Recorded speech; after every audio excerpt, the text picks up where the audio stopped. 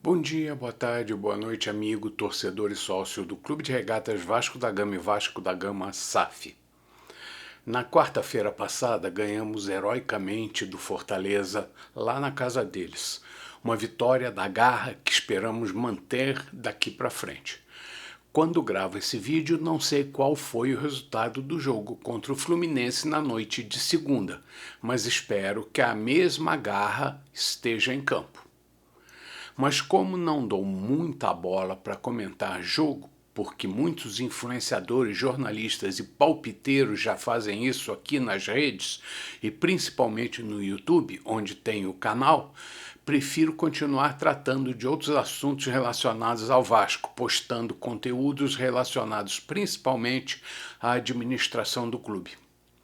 Como disse no papo anterior, que ia falar de um assunto espinhoso e delicado, relacionado a dinheiro, mas que não tem nada a ver com material esportivo e nem com a reforma de São Januário, e que era uma matéria que mexeria com a cabeça de todo dirigente, torcedor, mídia e até adversários, e que deixaria uma pulga atrás da orelha de muita gente, então vamos lá, vamos direto ao ponto.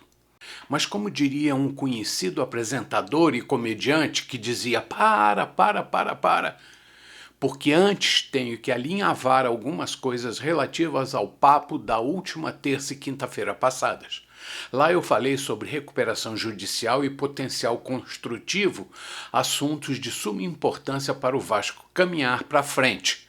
Poderiam dizer que isso é pleonasmo, redundância, mas para o nosso clube não é. Tanto que já andamos para trás, não é? Pois é, mas como para o Vasco nada é de graça e nem existe almoço grátis, tenho que falar que apesar da expectativa otimista, afinal o Vasco é sempre um otimista, o vascaíno, né? Tem gente querendo colocar água no nosso chope. Por isso precisamos acompanhar como está andando a recuperação judicial, pois dizem que algumas pessoas estão movendo ações contra a decisão da Assembleia de Credores, que decidiu aprovar as propostas de renegociação das dívidas e registro da ata da reunião havida no dia 9 de outubro. Parece que a enxurrada continua passando por debaixo da ponte. Assim como em relação ao potencial construtivo, ainda não tenho notícia sobre a entrada de dinheiro na sociedade de propósito específico, criada com a finalidade de gerir a grana e acompanhar a obra de São Januário. Então, continuarei com um olho no gato e outro no peixe. Agora vamos ao conteúdo prometido. E o assunto diz respeito à venda da SAF e o empréstimo da Crefisa ao Vasco, para que consigamos fechar o ano sem entrar no vermelho. E esse tema mexe com um tema muito sensível, mesmo que digamos, e isso é uma afirmação verdadeira, que o movimento da Crefisa emprestando dinheiro ao Vasco é uma operação legal, afinal ela existe para isso mesmo, o presidente do nosso clube tem relação de conhecimento, para não dizer de amizade, com pessoas da Crefisa, mais precisamente os donos dela.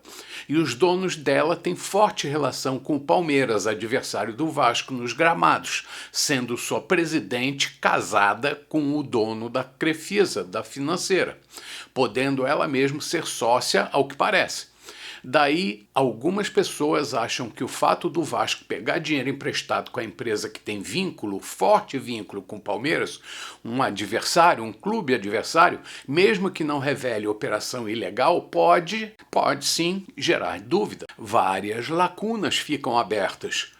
O Vasco vai ajudar o Palmeiras dentro de campo por conta desse empréstimo? Eu acho que não. Mas será que alguém pode pensar diferente? Tem direito.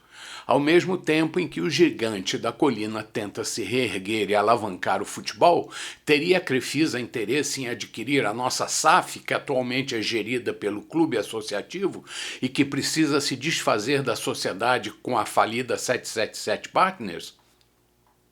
Daí eu me deparei com esse dilema moral. Se não é proibido fazer negócio, no caso um contrato de mútuo, com a empresa que tem forte vínculo com a presidente do clube adversário na competição que ambos disputam, seria uma ação moralmente admissível?